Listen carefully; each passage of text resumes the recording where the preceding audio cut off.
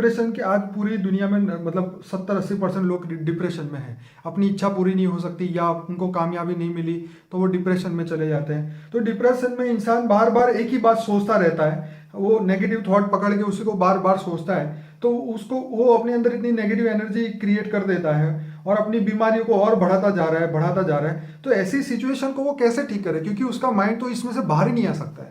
देखो, डिप्रेशन का कारण एक तो मान शान को हर्ट होता है। हाँ, ईगो, अहंकार, मेरा मान शान, मैं। राइट।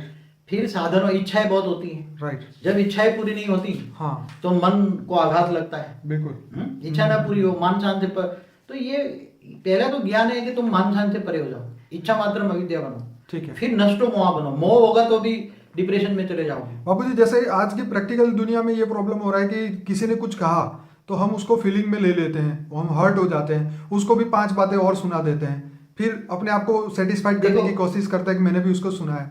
देखो, एक बात बताऊं, हाँ, ज्ञानी पुरुष इसको कहेंगे, राइट, जिनको ज्ञान इसको कहेंगे, जी, देखते हुए न देखो। राइट।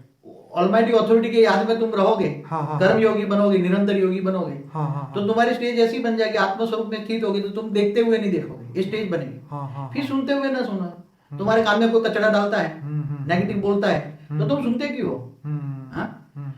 ये तो रहेगा। अब तुम अच्छा काम करने जाओगे, अच्छा इंसान बनने जाओगे, तो ये तो बनेगा ही बनेगा। और भावनाओं से परे चले जाओ।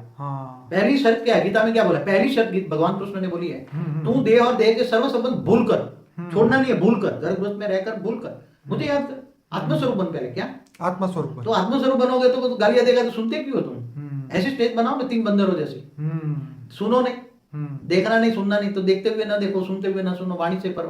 फिर इच्छा मात्र अविद्या बनो। इच्छा रखोगे तो दुख का कारण क्या? इच्छा है। आजकल दुखी क्या है, इसका कारण समझा दो। इसके पास 1 गाड़ी है, मेरे पास 2 गाड़ी चाहिए। इसका घर ऐसा है तो मेरे को बड़ा गाड़ी चाहिए। इसका तो आज क्या, एक गुजराती में कहावत है, लोभा जोड़े तुमको जाए, मरे नहीं तो मौत हो जाए। इसलिए इच्छाएं इतनी बढ़ गई है और इच्छाओं के कारण दुख मिलता है। फिर दूसरा है कि नष्टो मोह न रखो किसी को। कहते ना, अम्मा मरे तो हलवा खाओ। क्या बोला? ये याद रखो, कर्म बंधन से सब मिले हैं।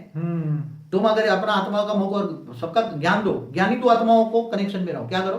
ज्ञानियों से ही तुम्हारा कनेक्शन रखना है तो ज्ञानियों से रखो, और तुम हमेशा ज्ञान दो। राइट। देह और देह के संबंध जो भी मिले उसको ज्ञान दो। राइट। सबसे पहली बात है ज्ञान स्वरूप बनो। ज्ञान दान महादान, ये सबसे बड़ा दान। हाँ, ज्ञान दान महादान सबसे बड़ा दान। राइट। वो तो रुपया दोगे तो खर्च कर डालेगा, शराब पिएगा। राइट। मतलब ज्ञान दान महादान, जिसको कोई चोर न लूट जाए, सरकार टैक्स न डाले ज्ञान पर। तुम ज्ञान कितना बांटना है बांटो ना। राइट। ज्ञान बांटोगे तो मतलब ज्ञान, असली ज्ञान जो तुम्हारे साथ आने वाला, आत्मा के साथ क्या आएगा, तो तुम्हारे ये जन्म में भी तुम्हारी आत्मा को शांति मिलेगा, मन बुद्धि